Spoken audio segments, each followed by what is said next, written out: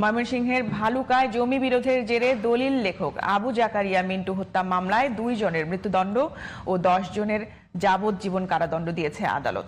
বুধবার দুপুরে ময়মনসিংহের বিশেষ দায়রা জজ আদালতের বিচারক ফারহানা ফেরদৌস অভিযুক্তদের উপস্থিতিতে এই রায় দেন। সেই সঙ্গে মৃত্যুদণ্ডপ্রাপ্তদের 30,000 ও যাবজ্জীবন কারাদণ্ডপ্রাপ্তদের 50,000 টাকা অর্থদণ্ড, অনাদায়ে আরও 6 মাসের সশ্রম কারাদণ্ড প্রদান করেন বিচারক।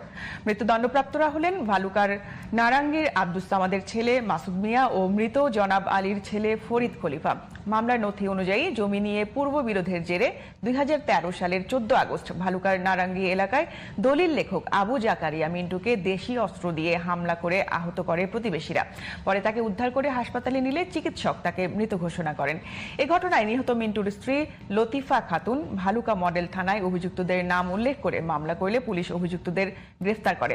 মামলায় 18 জন সাক্ষীর সাক্ষ্য গ্রহণ শেষে বিচারক এই আদেশ দেন।